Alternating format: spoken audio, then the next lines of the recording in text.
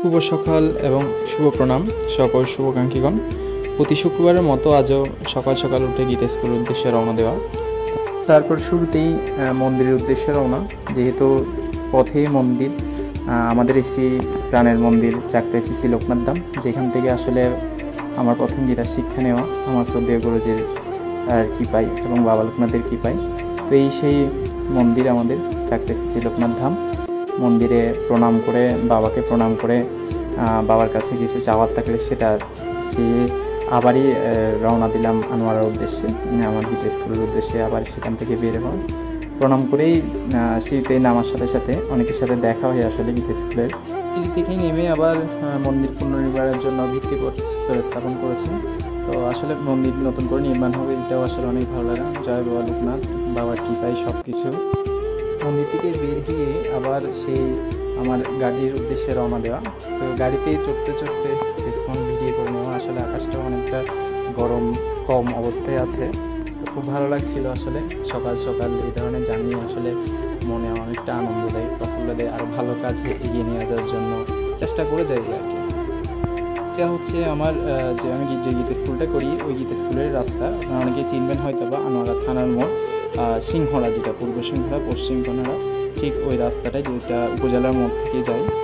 এবং অপেক্ষার অবসান ঘটিয়ে এখন মন্দিরের সামনে চলে আসছে। আসলে আমাদের মন্দিরটা অনেকটা ছোট, আপনারা হয়তো বা দেখলে বুঝতে পারবেন, যার কারণে আমার দুইটা রুমেই আসলে আমার থেকে স্টুডেন্টগুলো পড়াতে হয়। তা আসলে এটা অনেক ভালো লাগে, এতগুলো স্টুডেন্ট পাই, সবার সাথে আসলে সবাইকে গীতা শিক্ষা দিতে পারি, এটাও অনেক বড় কিছু। তো দেখুন শুরুতেই ঢোকার সাথে সাথে সবাই জয় গীতা জয় গীতা আমাকে শুরু প্রণাম দিচ্ছে। আসলে কারেন্ট না থাকার কারণে সবাই আসছিল, অনেক উপস্থিত ছিল দুইটা স্কুলের দুইটা রুমের, ফলে প্রায় 120 জন স্টুডেন্ট আসলে উপস্থিত থাকে।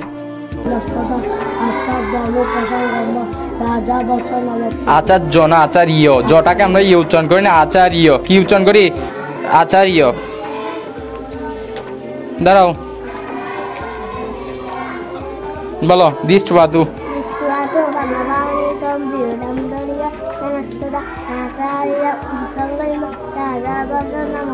গুড। তারপর এই তুমি দাঁড়াও।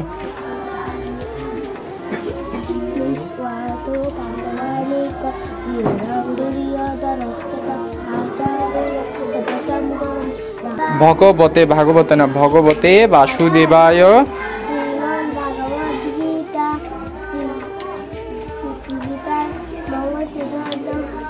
আমি বলছি কি দৃষ্ট বাতু বলার জন্য। শিখস না কান্দর দ্বারা। দেখি বল দৃষ্ট বাতু।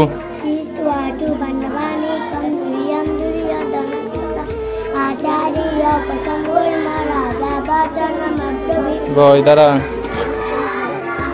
বল দৃষ্ট বাতু।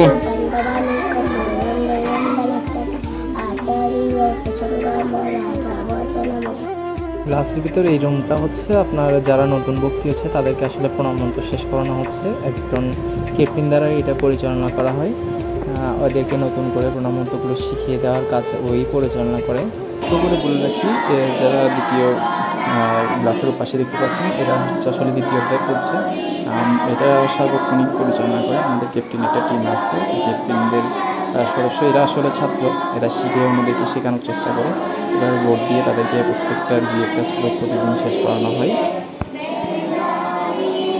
এরপর যাদের দেখতে পাচ্ছেন তারা হচ্ছে সবাই গ বিভাগের, তারা প্রত্যেকটি একজন টিম লিডার ওদের থাকে, এরাও ক্যাপ্টেন।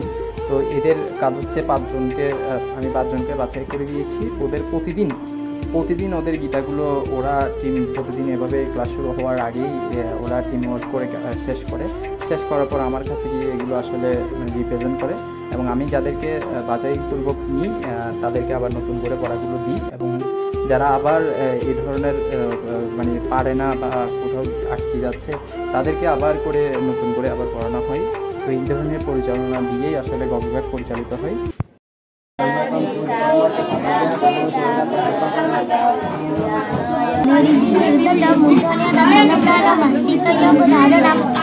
তারপর বলো অব্যক্ত আদাত ব্যক্ত ভগবন্ত হরাগমে লাইচগমে পলিয়তে তত্ত্বভাবেত্য সংযতে। তারপর বলো অব্যক্তাক্ষর। অব্যক্তাক্ষর ইন্দ্রতস্তমাহু পরমঙ্গতিম যত্প্রাপদ নিবর্ততে তদ্ভব পরমম মম। অগ্নি জ্যোতির। ঘোরে জয়সি কেশব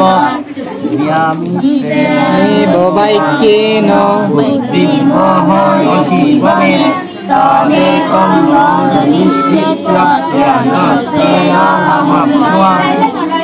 শুভ প্রণাম। যারা এই ভিডিওটি প্রথম থেকে দেখেছেন তাদেরকে অসংখ্য ধন্যবাদ।